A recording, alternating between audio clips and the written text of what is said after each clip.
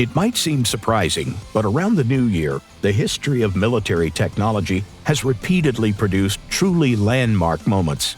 Military pilots set records, designers conceived extraordinary vehicles, and engineers brought them to life and prepared them for production.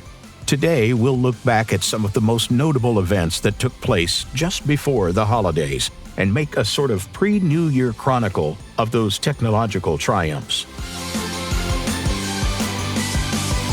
In early December 1959, U.S. Navy Commander Lawrence Flint Jr. set a world altitude record while flying an experimental F-4 Phantom II. On December 6, he climbed to 30 kilometers above the Earth, soaring deep into the stratosphere, far above mountains and clouds, and more than 6 kilometers higher than the previous record. However, this impressive achievement lasted less than 2 weeks. On December 14th, the Phantom's record was surpassed by a production F-104 starfighter flown by Captain Joe Jordan. The sleek American interceptor climbed nearly 1.5 kilometers higher than Flint's aircraft, securing a new benchmark for the next 2 years. But American pilots didn't stop there. The very next day, December 15, 1959, pilot Joseph Rogers set a world speed record on an F-106 Delta Dart fighter. Flying an 18-kilometer course, he reached 2,455 kilometers per hour, almost 100 kilometers per hour faster than the previous record holder, Soviet pilot Georgy Mosolov, in an experimental MiG-21.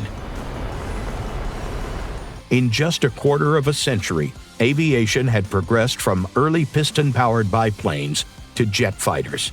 Just a couple of weeks before New Year's Day on December 17, 1903, Orville Wright's biplane took to the skies for the first time, a date now regarded as the birth of aviation itself. And in January 1930, British engineer Frank Whittle filed a patent for the world's first turbojet engine.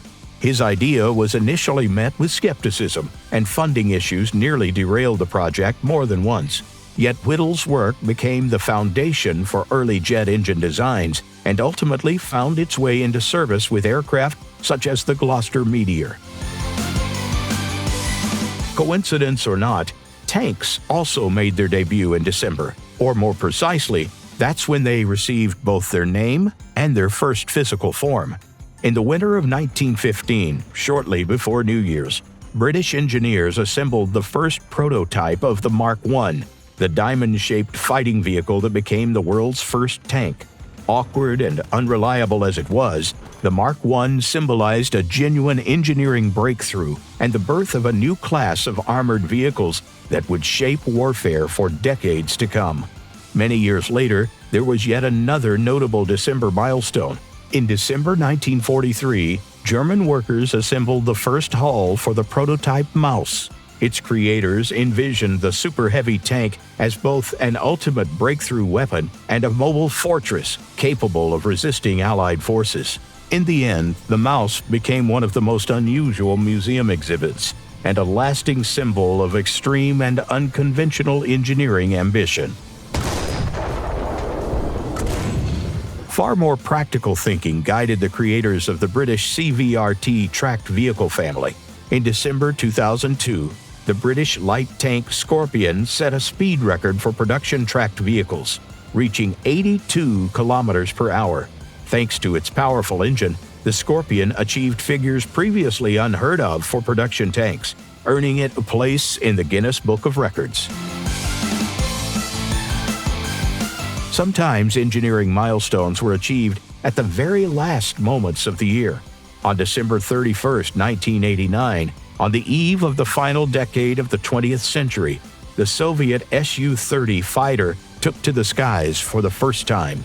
A deep modernization of the Su-27, the aircraft marked a symbolic boundary for both designers and pilots as they were bidding farewell to a departing era and welcoming a new decade with a next-generation fighter. So the days before the new year aren't just about garlands and gifts. They're also about records, first flights, and legendary engineering breakthroughs.